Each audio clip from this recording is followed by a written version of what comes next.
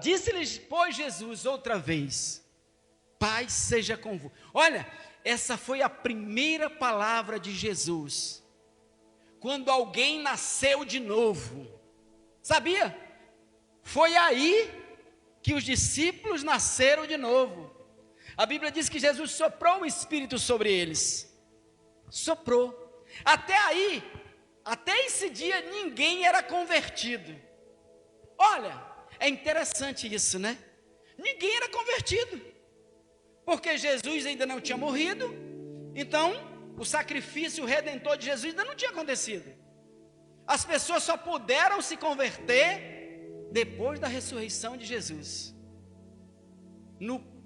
Depois da ressurreição de Jesus, quando Jesus visitou os discípulos lá, que ele entrou no cenáculo, que estava tudo fechado, e a Bíblia diz que ele soprou o Espírito Santo sobre eles, eles nasceram de novo. As primeiras criaturas de Deus que nasceram de novo neste mundo foram aqueles discípulos que estavam ali no cenáculo. Antes disso, ninguém era salvo, ninguém tinha nascido de novo. E olha, ninguém tinha nascido de novo. Agora, veja só essa coisa interessante que Deus está falando ao meu coração agora. Deus está falando ao meu coração agora isso. Ninguém tinha nascido de novo, não é verdade? Mas eles passaram 3 anos andando com Jesus. Ir para a igreja, andar na igreja, fazer as coisas da igreja, não significa que você nasceu de novo. Por isso que tem tanta gente que não nasceu de novo, querido. Tem tanta gente que não nasceu de novo. Por quê? Olha lá, esses discípulos, eles andavam com Jesus, eles ouviram a Jesus. Lembra, na sexta, no episódio lá da última ceia, da última ceia, que no momento dali que Jesus ia ser preso, ele falou para Pedro, lembra? Foi ali, né? Foi ali que ele falou para Pedro: Pedro, quando tu te converteres, cuida dos teus irmãos. Porque ninguém era convertido, querido. Então o que acontece? Nós podemos fazer muita coisa parecida com convertido, mas eles não eram convertidos. A primeira conversão, as primeiras conversões aconteceram naquele dia, no cenáculo. Até ali, eles não tinham o Espírito Santo. Olha, e é interessante, eles expulsaram demônios, mas não eram convertidos. Você acredita nisso? Você sabia que os homens têm autoridade sobre demônios, independente de ser cristão, sabia? Porque os homens têm autoridade nessa terra. Isso é um princípio do domínio. O homem tem autoridade nessa terra. Se Adão quisesse e Eva, eles podiam ter resistido a Satanás, sim, porque Deus deu autoridade para o homem. Você sabia que Judas expulsou demônios? Não andou com os 12? Ele não participou daquela dos 70 lá que ia com todos, expulsaram demônio? Eles expulsavam demônios. A questão de expulsar demônio é questão de entender a autoridade que nós temos como seres humanos. Por isso que os demônios precisam de um corpo, porque nós temos autoridade, porque a terra ele deu aos filhos dos homens. Nós somos dono dessa terra. Quem tem autoridade nessa terra somos nós. Nós temos autoridade contra os demônios. É por isso que o homem, irmão, o homem sem Deus, ele faz coisas maravilhosas, não faz? Faz coisas maravilhosas sem Deus. O homem, esses dias agora, teve uma espaçonave SpaceX, fez uma viagem aí. Olha, em poucos minutos eles estavam a 200 quilômetros já em órbita, a velocidade de 26 mil quilômetros por hora. O homem se Deus deixar, o homem cria a vida eterna. Só que ele trancou o caminho da vida eterna, do conhecimento da vida eterna. Ele trancou, porque ele trancou o caminho para a árvore da vida, porque senão o homem ia ser eternamente mal. Então o homem faz coisas aqui nessa terra. Então, olha como é interessante isso. Até ali ninguém tinha nascido de novo, mas eles expulsaram demônios. Sabe por quê? Porque Jesus estava por trás dele. Quando eles expulsavam o demônio, Jesus estava operando lá. porque Jesus que enviou eles. Jesus que enviou eles. Vão, façam isso, façam aquilo. Eu vos dou autoridade ali. Jesus deu autoridade para eles ali. Lucas 10:19 não foi escrito depois da ressurreição, não, foi?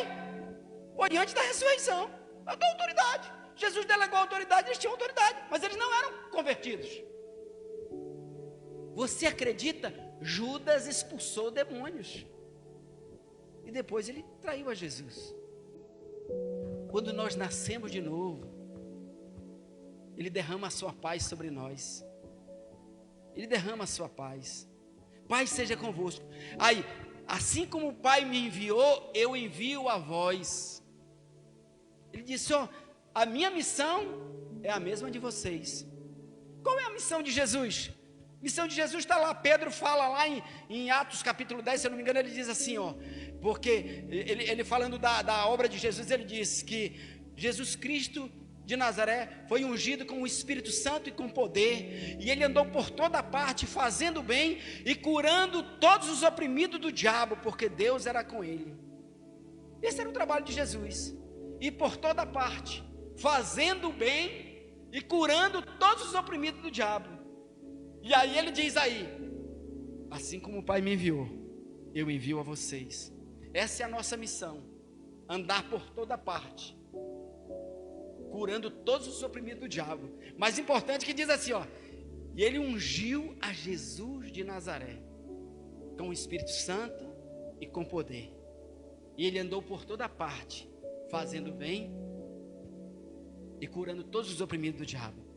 Nós temos um chamado, nós temos uma missão, amém?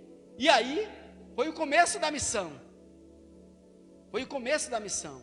Soprou o Espírito Santo sobre ele. Lá em Mateus 28, já foi depois desse fato aí, Mateus 28, ele reforça essa missão.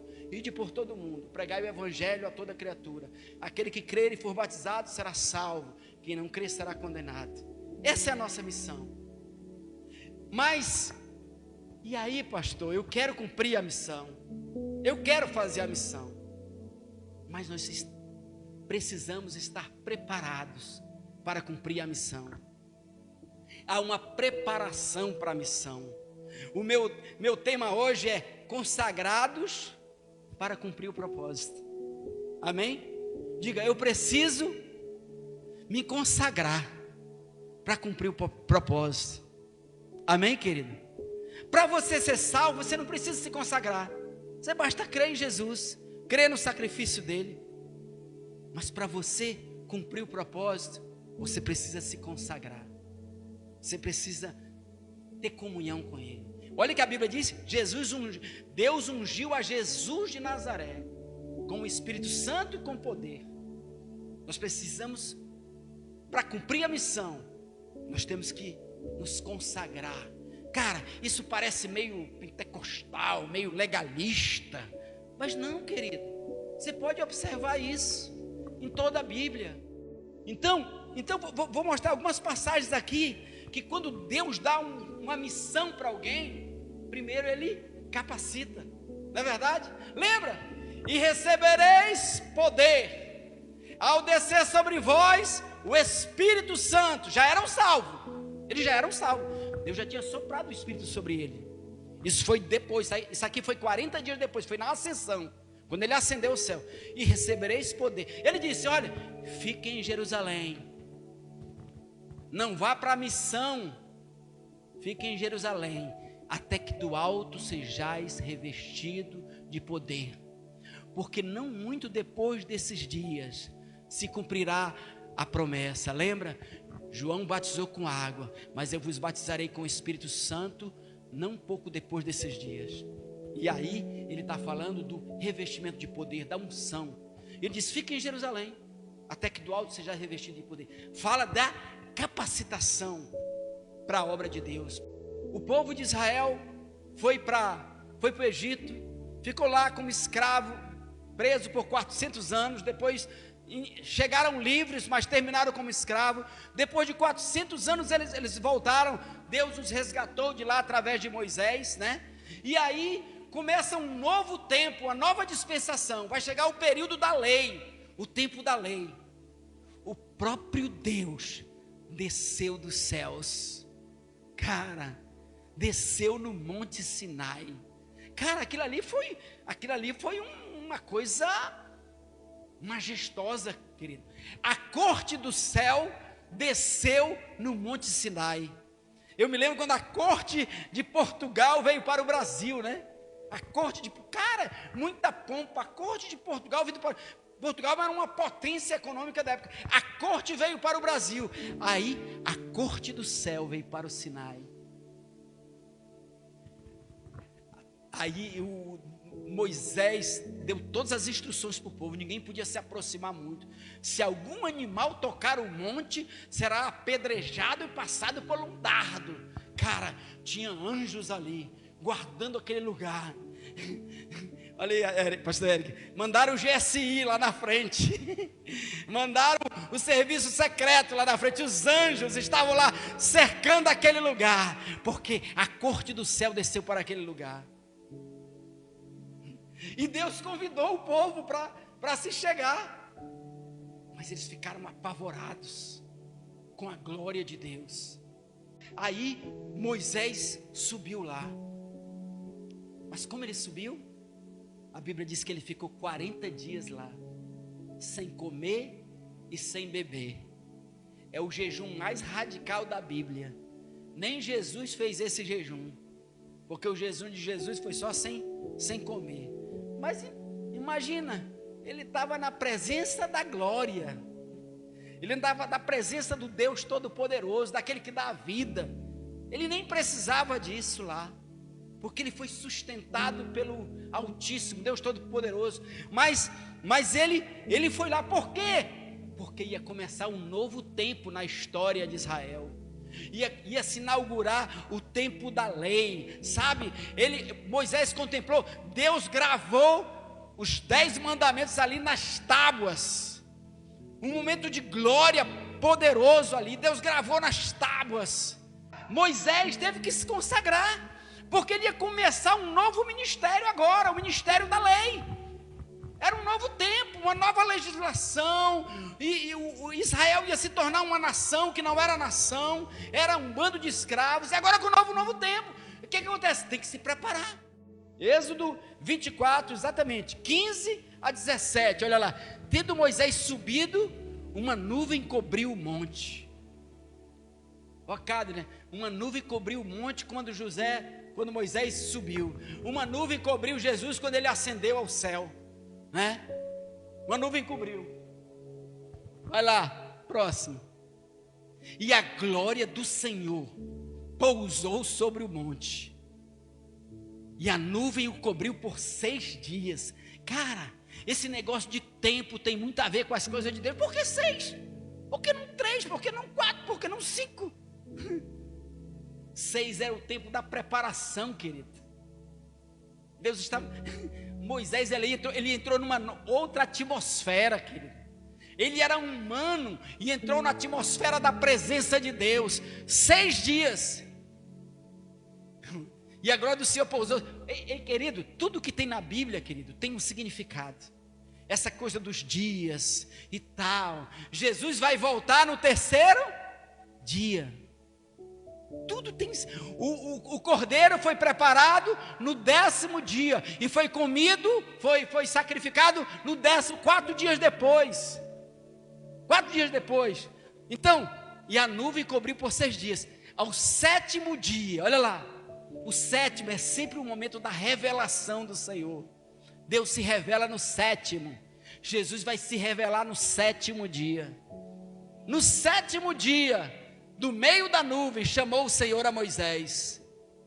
O aspecto da glória do Senhor era como um fogo consumidor no cimo do monte, aos olhos dos filhos de Israel. Meu irmão, qualquer cristão humano na presença da glória de Deus, ele vai cair como João caiu como morto. A Bíblia diz assim, o Evangelho diz assim, ó, ninguém mais pense como Jesus, como ele era antes. Ninguém vê. Você viu quando Jesus viu João, quando João viu Jesus em Pátimo? Aí, mestre, como é que tá? Você está por aqui? Não, mano. Ali ele se apresentou como rei, da glória.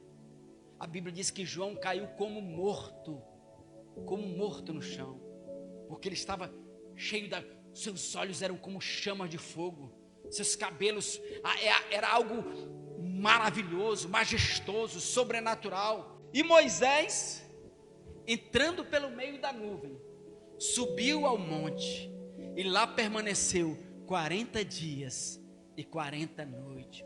Por que 40 dias e 40 noites, meu amigo?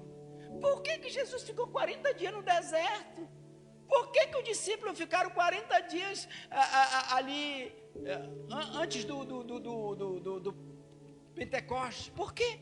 40 dias. 40 dias tem uma simbologia. 40 dias. No outro texto, lá em Deuteronômio, diz que ele ficou sem comer e sem beber. Sabe por quê? Houve uma consagração de Moisés, porque Deus o estava preparando e capacitando para uma missão. Para uma missão. Para ir para uma missão, você tem que estar treinado, tem que estar capacitado. Na missão cristã, quem capacita é o Espírito Santo. A gente tem uma missão e tem que estar preparado. Jesus falou para eles, olha outra coisa, Jesus passou 40 dias com eles. Olha, por quê? Moisés 40 dias, Jesus 40 dias com os discípulos lá. A Bíblia diz que depois que ele ressuscitou, ele passou 40 dias com os discípulos, ensinando a ele as coisas concernentes ao reino, né? Vocês já leram isso? Ensinando as coisas concernentes ao reino. Depois dos 40 dias, mais 10 dias para o Pentecostes, que fez 50 dias, o Espírito Santo desceu sobre eles. E todos ficaram cheios do Espírito Santo. E o Espírito Santo, de repente, Pedro se levanta e faz uma pregação, e pessoas se convertem, porque foram capacitados pelo Espírito. Para a gente fazer a obra de Deus, a gente precisa se consagrar, se capacitar. Deuteronômio 9, 11, meus irmãos. É falando do mesmo texto, é o mesmo texto agora, que ali tem a versão de Êxodo e aqui a versão de Deuteronômio. Olha lá. Ao fim dos 40 dias e 40 noites, o Senhor me deu as 2 tábuas de pedra, as tábuas da aliança. Está vendo que algo aconteceu depois da consagração de Moisés? Deus deu a lei para eles. Foi a revelação da lei, querido. Essa lei era uma revolução naquele tempo. Nenhuma nação tinha uma lei tão avançada como a lei de Moisés, como essa lei aí. Foi dada pelo próprio Deus. Mas essa lei era para os tempos de hoje, ela já é considerada ultrapassada. Por isso que Deus renovou a aliança. Mas naquele tempo era a lei mais moderna que tinha aparecido. Foi dada direta pelo próprio Deus. E aí, e o Senhor me disse: levanta-te. Quero nem falar dessa parte aí. É que quando Deus estava lá, Moisés estava lá recebendo as leis, o povo estava se desviando lá, queria voltar para o Egito, queria, você está vendo, cara? Você está vendo? Moisés passou 40 anos ensinando esse povo. De repente, qualquer probleminha, as pessoas se afastam do Senhor. Qualquer coisa, as pessoas esquecem do Senhor. Não é incrível isso, querido? Já estavam desviados lá embaixo. Eles viram o fogo, viram a glória. Diz Moisés: vai lá, ninguém quer ir. Passou um pouquinho, passou 40 dias. Rapaz, esse Moisés já morreu por lá. O negócio está muito quieto para lá. Acho que um bicho pegou ele lá. E vamos voltar para o Egito. E vamos fazer o bezerro. Cara, como os seres humanos são instáveis.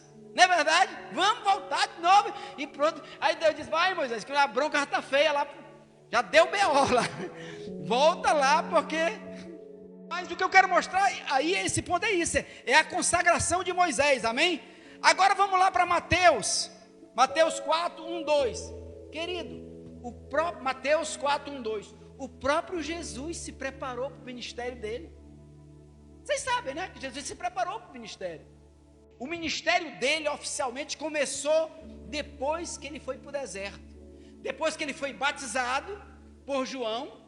A Bíblia diz que ele foi batizado por João e cheio do Espírito Santo. O Espírito Santo levou para o deserto.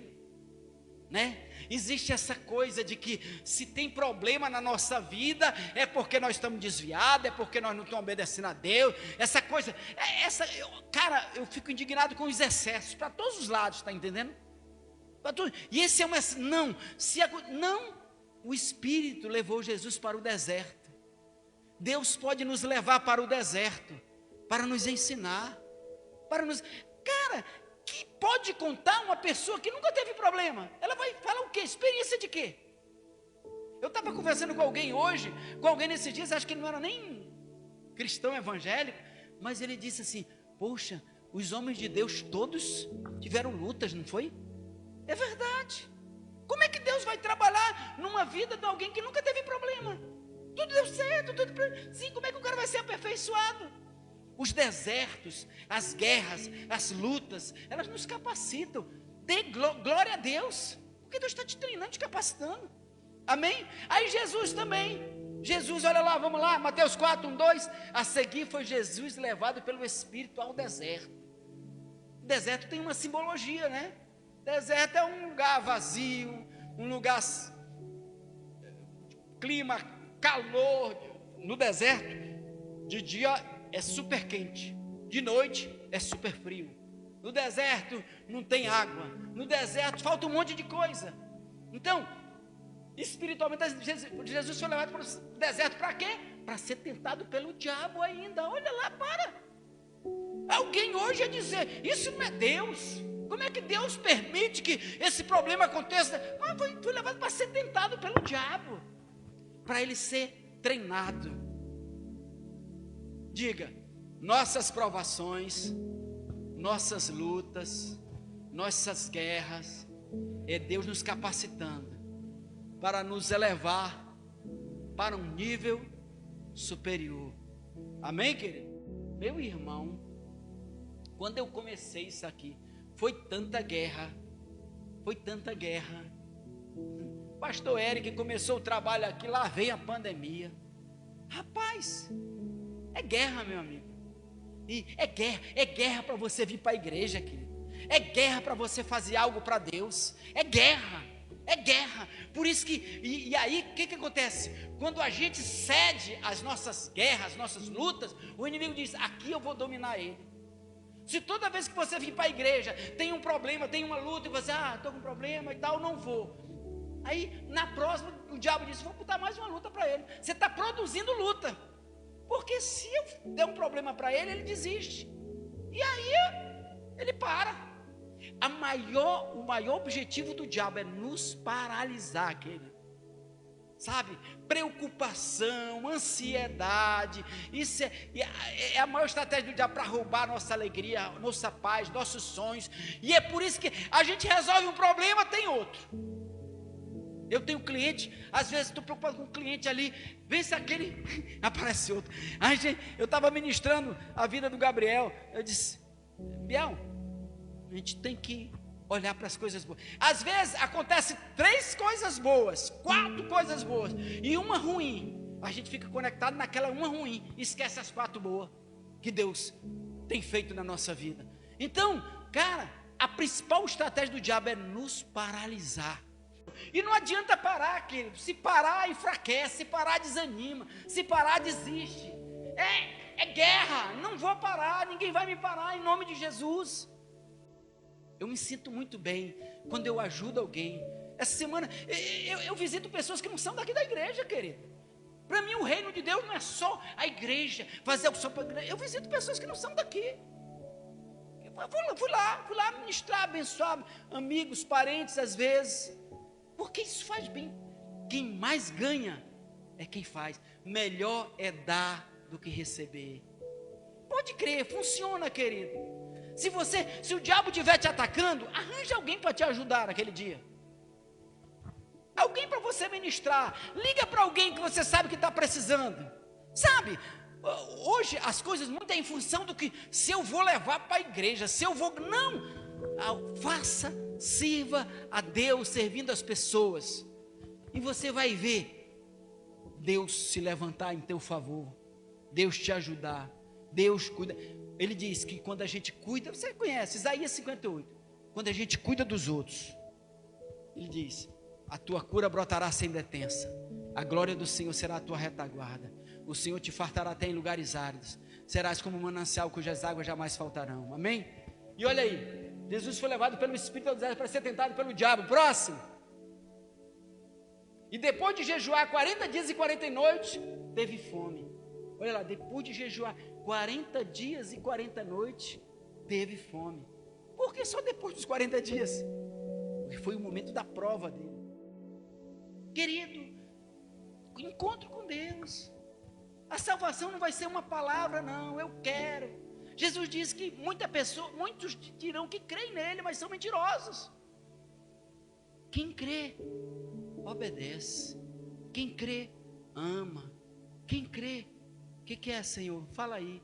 Eu ministrando ele sobre como Deus fala com a gente, como Deus ministra o nosso coração. E eu creio no novo nascimento na vida do Gabriel. Um novo nascimento de verdade, ser cristão de verdade, ter uma comunhão com Deus. Os discípulos passaram 3 anos andando com Jesus, mas nenhum era convertido. Só se converteram depois do Espírito Santo. É muito parecido. Mas, sabe, a gente tem que buscar essa intimidade, essa comunhão com Deus. Peça capacitação. Olha, fazer a obra de Deus só na força do braço é terrível. Nós precisamos da unção do Espírito Santo, da capacitação do Espírito Santo. Amém, querido? Eu creio que vocês têm o Espírito, todos nós temos o Espírito Santo. Eu fui ministrar uma pessoa, um primo meu, que não é da igreja aqui. Eu fui lá e eu falei para ele, ele disse: poxa, mas Xavier, eu vou para a igreja e tal, mas um dia eu vou ter essa experiência com Deus. Tipo assim, ele vai para a igreja, mas nunca teve uma experiência com Deus. Aí eu orei com ele: não, meu mano, você já tem Jesus na sua vida. Ore comigo agora aqui, e você vai ter experiência com Deus. Deus vai ministrar o teu coração. Eu quero te desafiar, querido. Deseje de coração. É muito interessante Moisés, né? Moisés já tinha visto o mar vermelho se abrir, já tinha visto Faraó e seus exércitos caírem lá dentro do mar, já tinha visto tanta coisa, mas ele não se cansava de querer mais de Deus. Ele viu a chuva de aves que caíram lá para alimentar o povo, ele viu o maná, ele viu e ele: quero mais de ti, Senhor, quero mais da tua glória. Esse culto não termina aqui, querido. Vai para casa hoje, de madrugada. Quero mais de ti, Senhor. Eu quero cumprir a minha missão, amém, querido? Nossa missão não é só estar na igreja, não é só vir para cá, não. Nossa missão é maior, é transformar vidas. Que farei, Senhor, por tudo que tu tens feito na minha vida? Que farei para ti? O que eu posso fazer para ti, Senhor? Você tem algo para fazer, querido. Sua vida é importante para Deus. Você tem algo para realizar. Todos nós compareceremos perante o tribunal de Cristo. Ele vai perguntar: o que tu fez com os dons que eu te dei, com as coisas que eu te dei? E ele vai dizer: eu creio em nome de Jesus, comigo e com você, servo bom e fiel, entra no gozo do teu Senhor. Amém, querido?